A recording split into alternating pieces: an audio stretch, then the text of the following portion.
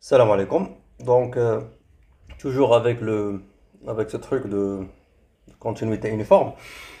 Donc, dans la vidéo précédente, on a considéré la parabole, on a dessiné son graphe, mais uniquement, on veut avoir uniquement pour 0,6 parce que, comme j'ai dit, la fonction x carré, elle est restreinte à 0,6. Alors, ce que je vais faire, c'est que pour avoir plus, euh,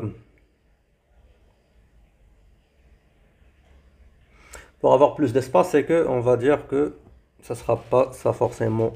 On peut dire que ça sera ça le 6 en quelque sorte. Bon, presque.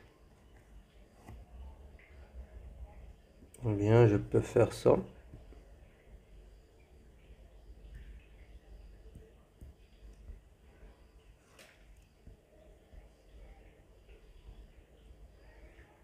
Et on va dire que on prend bien sûr le rouge. Et on va dire que ça, c'est toute la parabole qui m'intéresse. D'accord? En gros, c'est ça. Et dans ce cas-là, ce qu'on va faire, on va prendre par exemple, pour avoir plus d'espace, on va prendre un truc qui est par exemple x est égal à x0 est égal à 1. D'accord? Ou 2, ou un truc comme ça. On peut faire ça par exemple, ça, c'est, on va dire ça c'est 2. Et ce qui m'intéresse bien sûr, ça c'était quoi? C'était le f de 2. Et donc bien sûr on va prendre n'importe quel epsilon, n'importe quel voisinage epsilon de ça. Ah le 2 ça sera pas, parce que j'ai oublié qu'on n'a pas la partie négative, elle n'est pas incluse. Ce qui fait que je ne vais pas avoir l'espace pour 2. Donc on va garder quand même l'exemple de f est égal à 3, x égale à 3. On va dire que ça c'est 3, ça c'est f de 3. Et on va faire un voisinage, on peut garder ça dans la même couleur, on va faire un voisinage qui ne va pas dépasser cette ligne. Et espérons que ça soit clair. Donc là, ça sera le f de 3 plus epsilon. Là, c'est quoi? C'est le f de 3 moins epsilon. Et dans ce cas-là, ce qu'on va faire, c'est que ce ne sera pas exactement la même façon la même façon que l'autre, que le premier, qu'avec la fonction de x. Pourquoi? Parce que je dois prendre quand même un intervalle. Ce qu'on va faire, c'est que si on considère le même, le f de 1 plus delta, on va pas pouvoir trouver le delta exactement, mais on va dire que tout simplement, on fait ça sur une autre couleur. Mais l'idée c'est quoi? C'est qu'on va pas faire bien sûr exactement le même intervalle parce que qu'on a fait ici le epsilon sur 12. Ce qu'on va faire, c'est qu'on va faire de la même façon, on va faire ceci et dire que bien sûr ça c'est le 3 plus delta. Et ça, c'est le 3 moins delta. Et on va bien sûr finalement conclure que finalement c'est le x. Elle appartient à ce voisinage. Ça veut dire que son image f de x, il va appartenir à ce voisinage. Donc du coup, on a l'implication. Donc en fait, ce qui est intéressant dans cet exemple, c'est que on peut voir bien sûr que je prends par exemple un autre point, on n'a pas considéré le 3, mais on a considéré un autre point par exemple qui est plus proche de 6. Alors on va avoir que pour ce cas-là, on a besoin d'avoir un delta qui est encore plus petit. Donc du coup, puis on va dire les points, ils tendent ils deviennent de plus en plus grands, étant vers le 6, on va prendre un truc qui est plus petit. D'accord? Là, on n'a pas assez d'espace pour le montrer, mais si par exemple on avait un tel point ici,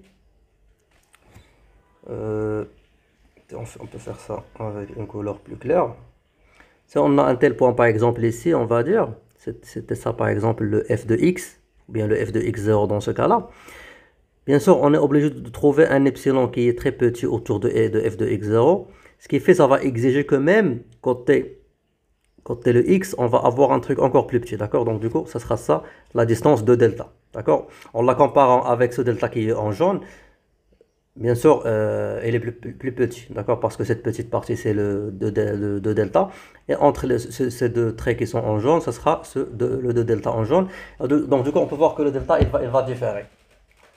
Et ça nous donne, en fait, une idée qu'on ne va pas avoir la continuité uniforme, d'accord? Parce que là, on a vu que pour un point qui est très proche de 6, là où la courbe devient les points deviennent très proches d'eux-mêmes, ou bien leurs images deviennent très proches, bien sûr, les, les voisinages autour de ce point, les voisinages epsilon, ils vont exiger que le delta, les voisinages delta, ils vont être encore plus petits, d'accord? Pour bien sûr, comme j'ai dit, avoir l'inclusion. Et ce qui fait, on peut voir que le delta, il va pas être le même. Alors là, dans la démonstration, on a trouvé un delta qui marche pour tout parce qu'on a trouvé, comme on va dire, le, le delta qui va être le plus petit, qui va marcher pour, toutes les valeurs. Donc du coup, on a pris le delta qui est le epsilon sur 12 parce qu'on l'a bien sûr déterminé à partir du fait que le x plus x0, il va être majoré par 12. D'accord? Et on a dit que, ok, si on prend le epsilon et on le divise par 12, on va prendre, ça, ce sera le plus petit delta. Et donc, du coup, il va marcher pour tous les cas. Donc, du coup, pour n'importe quel point sur cette droite, ou bien cette partie de la parabole qui est en rouge, ce delta, il va marcher. Mais ça vient du fait, bien sûr, que le domaine, elle est borné. D'accord? Parce qu'on a pris le domaine qui était le 0,6.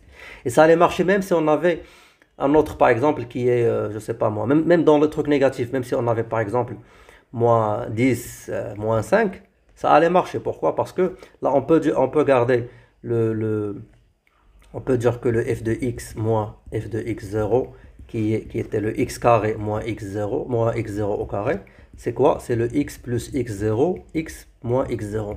Et dans ce cas-là, on doit garder la valeur absolue pour le plus parce que les valeurs ils sont négatives, ce qui fait je dois garder la valeur absolue. Et donc du coup, le fait que x est minoré par moins 10, bien sûr strictement, et bien sûr le x0 est minoré par moins 10 parce qu'il part de cet ensemble, ceci veut dire que leur valeur absolue, bien sûr, va être inférieure à la valeur absolue de moins 10 qui est 10. Et le x qui est inférieur à 10. Et dans ce cas-là, on va dire que ok, le x plus x0, normalement qui est inférieur à x plus x0, c'est l'inégalité triangulaire, il va être inférieur à 10 plus 10,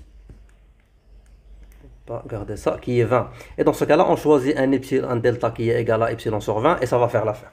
Et donc, du coup, à chaque fois que tu as un truc qui est borné, tu peux trouver un delta qui fera l'affaire, qui va marcher pour tout. Donc là, on a l'idée que la continuité uniforme, il va se casser dès que le domaine, il va être non borné. C'est-à-dire que si je considère la même fonction x carré, mais cette fois-ci sur R, ou bien on peut prendre même sur la demi-droite, sur le 0 plus l'infini, là, on va avoir un problème, d'accord? Donc, si je considère le x qui est dans les valeurs de x carré, alors là, on est dans 0 plus l'infini, ce qui fait on va avoir un problème. D'accord? Et donc, dans ce cas-là, quand on veut faire le raisonnement de dire que, ok, pour avoir le f de x moins f de x0 inférieur à epsilon, ce qu'on va faire, c'est que ça sera tout simplement le x carré moins x0 au carré. Ok, c'est pas grave, on peut faire. Ok, on est dans un truc qui est positif, on peut faire ça, c'est x plus x0 fois la valeur absolue de x moins x0.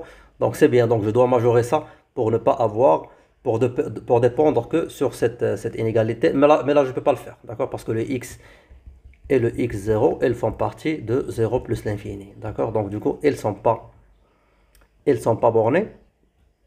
À droite, bien sûr, mais et leur borne à gauche, ça ne nous fait rien parce que ce sont des quantités qui sont positives. Donc du coup, je ne peux pas trouver les valeurs absolues de x qui vont être inférieures à une quantité positive. Ça ne sera pas possible. Ce qui fait, là, on peut voir que, on peut conjecturer, parce que c'est pas vraiment ça la démonstration, on doit avoir un contre-exemple, on peut conjecturer que on va pas avoir un delta qui va marcher pour tout. D'accord? Non, ça sera pas possible. Donc du coup, à chaque fois que je vais considérer un truc, ça va nous causer un problème. Le truc, pourquoi cette fonction, elle est pas uniformément continue, mais elle est continue quand même parce que, rappelons, le choix de delta, il va dépendre de x. Parce que là, si on revient à cet exemple, pour des trucs qui sont, par exemple, pour des points qui sont prêts, pour ce point qui est proche de 6, bien sûr, ce delta, il va différer. D'accord? Mais il va exister quand même. Et c'est ce qui nous intéresse dans la continuité, c'est qu'il existe. D'accord? Même s'il va différer des autres, c'est pas grave. Le fait qu'il ne soit pas uniforme, c'est pas grave. C'est la continuité qui nous intéresse. Donc, du coup, on sait très bien que le x carré, elle est continue. D'accord? Ça, il n'y a aucun doute parce que à chaque fois, je peux trouver un tel delta. Par contre, dès qu'on est dans la continuité uniforme, Là, on a besoin d'un delta qui est uniforme, qui va marcher pour tous les x, pour tous les couples x0. Ça ne sera pas le cas. D'accord? Et donc, du coup, bien sûr, comme je dis, ça, c'est pas la démonstration. La démonstration, c'est quoi? C'est de trouver le contre-exemple.